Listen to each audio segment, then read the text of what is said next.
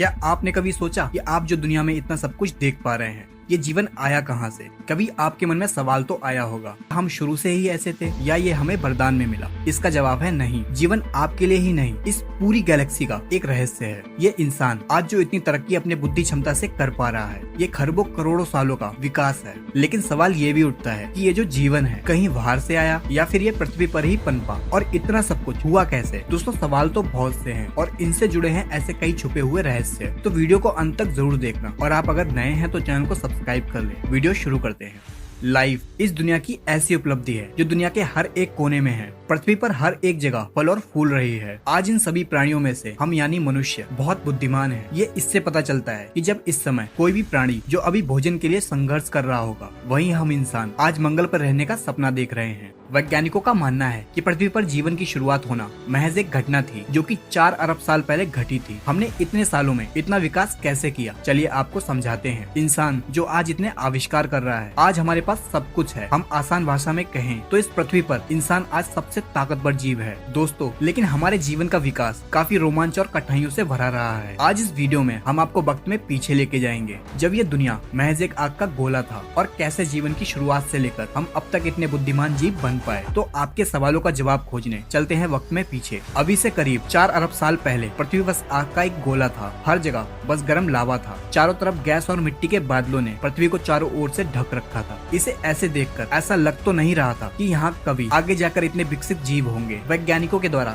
इस समय पृथ्वी पर जीवन के बीज का जन्म हुआ। अब ये जीवन आया कहाँ से? इसका जवाब तो अभी वैज्ञानिक के पास नहीं है। कुछ वैज्ञानिक मानते हैं कि जीवन किसी उल्का पिंड के साथ कहीं गैलेक्सी से आया था, और कुछ मानते हैं कि जीवन पृथ्वी पर पानी में अलग अलग रसायनों के मिलने से अपने आप ही पैदा हुआ था। लेकिन थ्योरीज की माने तो इस जीवन के बीज ने पृथ्वी के पानी में सिंगल सेल के रूप में जन्म लिया था, और हमारी माइथोलॉजी के अनुसार सबसे पहला बीज पानी में ही हुआ था। ये सिंगल सेल ही हमारा पूर्वज है, और उस समय पृथ्वी पर जीवन का सबसे पहला बीज इस सेल में डीएनए के रूप में कोड और जानकारियां थी। इस सेल में जीन्स इस जानकारी को बाहर भेज सकते थे। लगभग 50 करोड़ साल तक जीवन इन्हीं सेल्स में बना रहा। अभी से करीब 3.5 अरब साल पहले इस सेल ने खुद के जैसे हुबहू दिखने वाले सेल बनाना शुरू कर दिया और खुद की ढेर सारी कॉपी बना डाली। ये एक अनोखी घटना थी। सेल्स के कॉपी बनाने से जीवन बस विकास की ओर बढ़ने लगा था। ये सेल एक नए जीन्स और जानकारी को बनाने लगे थे। अगर ये सेल्स ऐसा ना करते तो जीवन कभी शुरू ही नहीं होता। 2 अरब साल तक ऐसा ही चलता रहा। पुराने सेल्स नए सेल्स को बना रहे थे, जिससे उनकी इन्फॉर्मेशन नए सेल्स के जीन्स में और ज्यादा डेवलप हो रही थी। फिर एक बार एक घटना घटी जब सेल्स ने आपस में जुड़कर एक नए सेल्स का निर्माण करना शुरू कर दिया, जिससे उन दोनों के जीन्स की इन्फॉर्मेशन कंबाइंड होके अपने ही जैसे परफेक्ट सेल बनाने लगे। जिन सेल्स में अब एक नहीं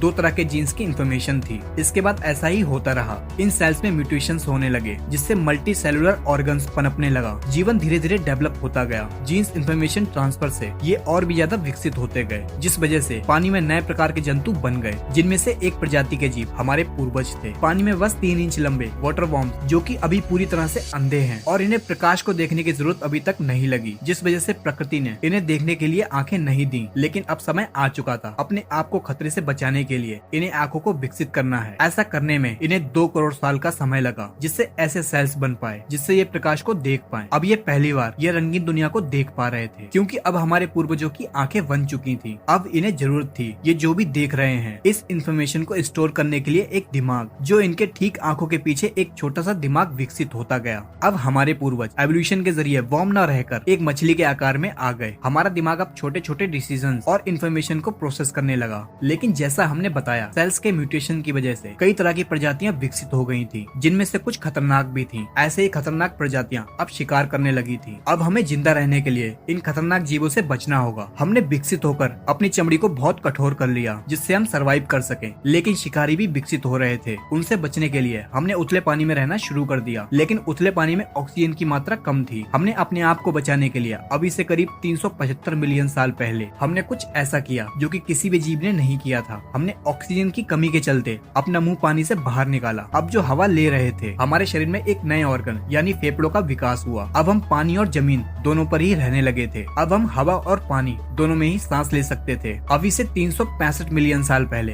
हमने जमीन पर एक नई दुनिया देखी। ये वो अनोखा समय था जब हमने पानी को छोड़कर जमीन को चुना था। यहाँ हमारे लिए खाना भी था और पर्याप्त ऑक्सीजन भी, लेकिन यहाँ पर सूर्य की रोशनी बहुत तेज थी, जिस वजह से हमारी चमड़ी और मोटी होती गई। अब हमने जमीन पर जीना सीख लिया था। हमारे पूर्वज अपने वंश को आगे चलाने के लिए अंडे देते थे, जिससे नई पीढ़ी जन्म लेती थी और इस नई दुनिया की इंफॉर्मेशन को स्टोर करने के लिए दिमाग और ज्यादा विकसित हो रहा था। लेकिन इस जमीन पर हम अकेले नहीं थे। यहाँ भी बहुत से जीव मौजूद थे जिनसे हमें अपने भोजन के लिए लड़ाई करनी पड़ी। इस लड़ाई को जीतने के लिए हमारे शरीर में जेनेटिक म्यूटेशंस के चलते बदलाव हुए, जिससे हमारा मुंह और बॉडी काफी ताकतवर हो गई और हम उनका भी शिकार करने लगे। लेकिन सब कुछ एक जैसा नहीं चलता। प्रकृति को कुछ और ही मंजूर था। 250 मिलियन साल पहले साइबेरिया में पिघला हुआ लावा पृथ्वी की गर्भ से बाहर निकलने लगा। इस मैग्मा की वजह से हानिकारक कार्बन डाइऑक्साइड ने सूरज की हीट को पृथ्वी के एटमॉस्फेयर में बांधना शुरू कर दिया, जिस वजह से गर्मी बहुत ज्यादा बढ़ गई। पृथ्वी के ऐसे माहौल में पेड़ पौधे खत्म होने लगे, जिससे बहुत सी प्रजातियां खत्म होने लगी और देखते ही देखते पृथ्वी की 95% प्रजाति खत्म हो गई। बची हुई 5% प्रजाति में हमारे पूर्वज भी थे और कुछ प्रजातियां भी, जो कि आगे चल के डायनासोर्स बनने वाले थे। धीरे धीरे पृथ्वी पर सब कुछ ठीक हुआ। अब हम एक बिल्ली की तरह दिखते थे। अब हम अपने शरीर को घसीट कर नहीं चलते, बल्कि अपने पैरों से ही आगे बढ़ते हैं। हमने प्रकृति की बहुत सी मार खाई है, तब जाकर हम इतने विकसित हो पाए। लेकिन हम अकेले नहीं हैं, कोई और भी है जिसका विकास ऐसे हुआ है कि उसकी अब इस धरती पर हुकूमत चलती है। ये है डायनासोर। अब इनका ही जमाना है। अब अगर हमें इस धरती पर जिंदा रहना है तो हमें इनसे बचना होगा। डायनासोर्स का विकास हमारे मुकाबले बहुत ही तेजी से हुआ, जिस वजह से ये बहुत ही बड़े और खूंखार हैं। इनसे बचने के लिए हमें कुछ ऐसा करना था जिससे हम इनके शिकार ना बन पाए, जिस वजह से हमारा साइज और ज्यादा छोटा होता गया। हम एक छछूंदर की तरह दिखने लगे। अब हम जमीन के अंदर बिल बनाकर रहने लगे। हमारे शरीर पर घने बाल थे, तो जब भी हमें सर्दी लगती तो हमारे बाल खड़े हो जाते, जिससे हवा हमारे बाल में ही कैद हो जाती, जो इंसुलेशन का काम करती थी और हमें ठंड से बचाती थी। आपने ये देखा होगा कि ठंड लगने पर हमारे रोंगटे आज भी खड़े हो जाते हैं, हालांकि अब हमें जरूरत नहीं पड़ती। इसी वजह से आज हमारी बॉडी में बाल कम होते जा रहे हैं। खैर, उस टाइम पे हमें काफी चौकन्ना रहना पड़ता था। उनके देखने से पहले हमें रिएक्ट करने की जरूरत थी, जिस वजह से हमारी इंद्रियां और ज्यादा तेज होती गयी। हमारे देखने, सुनने, सूंघने और महसूस करने की क्षमता बहुत ज्यादा बढ़ गई थी। हमारा दिमाग भी और ज्यादा बढ़ रहा था, क्योंकि हमें जल्दी फैसले लेने की जरूरत थी। दोस्तों, हम इंसानों के लिए अगर बीते समय में कुछ भी अच्छा हुआ है तो वो है डायनासोर्स। उन्हीं की वजह से आज हमारे पास एक तेज दिमाग और पावरफुल सेंसेस हैं। इससे पहले हमारे पूर्वज अंडे दिया करते थे, लेकिन समय के चलते इन्होंने एक जिंदा बच्चे को जन्म देना शुरू कर दिया। अब बच्चों का विकास शरीर के बाहर नहीं बल्कि शरीर के अंदर कोक में होने लगा, और इन बच्चों को भोजन देने के लिए हमारे फीड ग्लैंड विकसित होकर मेमोरी ग्लैंड में बदल गयी, जिससे हम इस काबिल हो गए कि हम अपने बच्चों को दूध पिलाकर उन्हें पाल सकें, जिस वजह से हम सरवाइव कर पाए। ये सिंगल सेल से इंसान बनने के सफर में हमारे लिए बहुत बड़ी उपलब्धि थी। इस छोटे से जीव से लगभग 4000 प्रजातियां विकसित हुई, एक छोटे से चूहे से लेकर एक बड़ी व्हेल तक और हम इंसानों तक। यहाँ से मैमल्स का जमाना शुरू हुआ, लेकिन अभी भी पृथ्वी पर डायनासोर्स का ही राज था। फिर एक घटना हुई। अभी से 65 मिलियन साल पहले पृथ्वी पर एक माउंट एवरेस्ट के साइज की चट्टान गैलेक्सी से आई और मैक्सिको की खाड़ी में जा टकराई। उस एस्टेरॉइड्स के टकराने से पृथ्वी पर एक महाविनाश हुआ। धूल के बादलों ने पृथ्वी को पूरी तरह से घेर लिया और जगह जगह पर ज्वालामुखी फटने लगे और बहुत ही खतरनाक भूकंप आने लगे। तापमान बढ़ने की वजह से डायनासोर जल के राख हो गए। ये समय इतना भयानक था कि हमारे पास एक ही चारा था, धरती में बिल बनाएं और खुद को बचाएं। सौभाग्य से हम इन सब में पहले ही माहिर थे और हमने ऐसा ही किया। पृथ्वी पर सारी बड़ी प्रजातियां खत्म हो चुकी थी, बस अब छोटे छोटे जीव ही बचे थे, जिसमें से हम एक थे। लेकिन नेचर का एक नियम है, न्यू क्रिएशन, और कोई भी न्यू क्रिएशन से पहले पुराने निर्माण को खत्म होना होता है। इस महाप्रलय ने हमें इवॉल्व होने का मौका दिया। इस प्रलय में छोटे छोटे कीड़े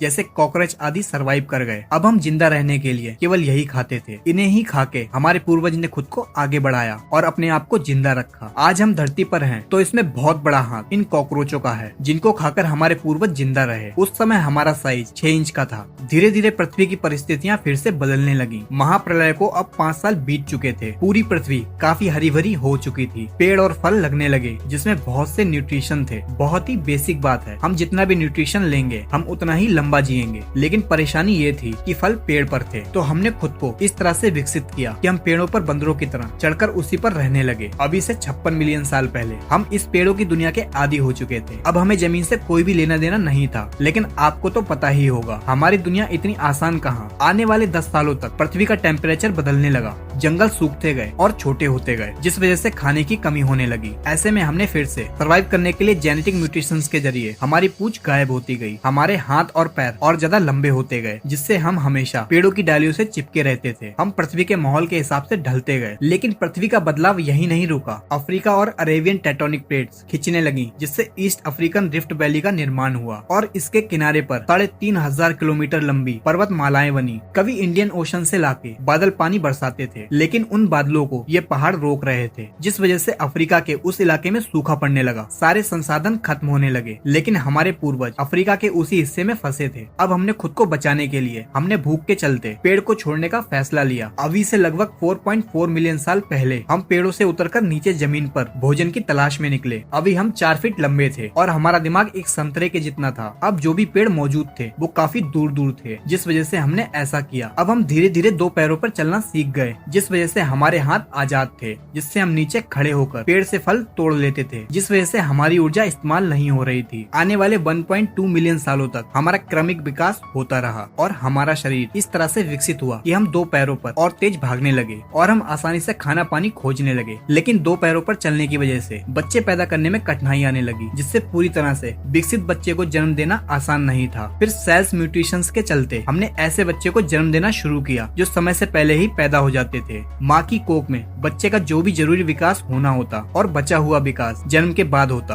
आपने देखा ही होगा, हम इंसान एक ऐसी प्रजाति हैं जिनके बच्चे जन्म लेने के बाद भी कमजोर होते हैं, जिनको अपने पैरों पे चलने में महीनों लग जाते हैं और माँ को अपने बच्चों को सालों तक दूध पिलाकर पालना पड़ता है। लेकिन आप देखेंगे तो जानवरों में ऐसा नहीं होता, उनका बच्चा जन्म लेते ही चलने लगता है। अभी से 3.2 मिलियन साल पहले हम अपने 2 पैरों पे ही चलते थे, लेकिन हमें जंगली जानवरों से बहुत ज्यादा खतरा था और हम जंगली जानवरों से तेज भी नहीं भाग सकते थे। लेकिन हम अपनी बुद्धि के दम पर उनसे बच तो सकते ही थे। हम लगातार बुद्धि का इस्तेमाल करके लगातार बचते रहे और समय के साथ हमारा दिमाग और ज्यादा बड़ा होता गया। अभी से 2.3 मिलियन साल पहले हमारा दिमाग पहले से 2 गुना हो गया था और पहले हम होमो हैबिलिस थे, जिन्हें हैंडीमैन भी कहा जाता था, क्योंकि इन्होंने ही सबसे पहले पत्थर के हथियार बनाए थे, जिनका उपयोग हम अपने शिकार करने के लिए करते थे। ऐसा हमने अपनी दिमागी क्षमता से ही किया था। ये तो बस एक शुरुआत थी, अभी तो हमारे द्वारा बहुत कुछ बनाया जाना बाकी था। समय के साथ इन पत्थर के हथियारों को इस्तेमाल करते गए, उतना ही पत्थर को पकड़ने के लिए हमारा अंगूठा विकसित होता गया, जिससे हमारी पकड़ मजबूत हो जाए। और आज भी जीवन में अंगूठे का बहुत उपयोग है। अब बिना अंगूठे के कोई भी काम नहीं कर सकते, मानो हम अधूरे ही हैं। क्रमिक विकास चलता रहा और आज से 1.8 मिलियन साल पहले हम होमो इरेक्टर बने। अब हम हंटर बन चुके थे। हम खुद ही शिकार करते थे। हम साथ मिलकर शिकार करते हैं और साथ मिलकर ही खाते हैं। फिर एक दिन आसमान में बिजली की वजह से जंगल में आग लगी, जिसमें कई जीव मारे गए। लेकिन ये आग हमें ठंड से बचा रही थी और जो जीव आग में जल के मरे थे, हमने पहली बार पका हुआ मांस खाया, जो कि हमें बड़ा ही अच्छा लगा, जो कि पचाने में भी आसान था और चबाने में भी। हमने आग को जलाना सीखा। ये खोज हमारी दुनिया को बदलने वाली थी, क्योंकि प्रकृति की शक्ति अब हमारे पास थी। आग हमें दूसरे जानवरों से सुरक्षित रखती थी और हमें ठंड से भी बचाती थी। और सबसे खास, हम पका हुआ मांस खाने लगे, जिससे हमें ना तो पचाने में ऊर्जा लगानी पड़ती और ना ही चबाने में। ये सारी शरीर की ऊर्जा अब हमारे दिमाग को और ज्यादा बड़ा और होशियार बना रही थी। लेकिन अभी भी हम एक दूसरे से कम्युनिकेट नहीं कर पा रहे थे, जिस वजह से एक दूसरे को समझ पाना मुश्किल था। लेकिन सेल्स म्यूटेशंस ने हमारी जरूरत के हिसाब से गले के मसल्स को बदल दिया, जिससे हम तरह तरह की आवाजें निकालने लगे। अब हम बोलकर एक दूसरे को कम्युनिकेट कर सकते थे। अभी से 4 अरब साल से सिंगल सेल से सर्वाइवल की जंग लड़ते हुए विकास क्रम से सबसे आगे आकर इस पृथ्वी का सबसे बुद्धिमान जीव हम बन पाए। हम मनुष्य, हमने पशुओं को पालना सीखा, खेती करना सीखा, हजारों आविष्कार किए, चांद पर पहुँचे, मंगल पर जाने की तैयारी कर रहे हैं। हम यही नहीं रुक रहे। आप रोज एक नई आधुनिक टेक्नोलॉजी की नई खोज सुनते ही होंगे। इतना सब कुछ हमने 4 अरब सालों में सीख पाया है और अभी भी सफर जारी है। लेकिन क्या हमने कभी ये सोचा, जिस धरती या पृथ्वी पर हम रहते हैं, ये कैसे इस लायक बन पाई कि जीवन को पाल सके? अगर आप ये जानना चाहते हैं तो कमेंट सेक्शन में जरूर लिखें और चैनल को सब्सक्राइब कर लें। और आपको वीडियो अच्छी लगी हो तो लाइक करें।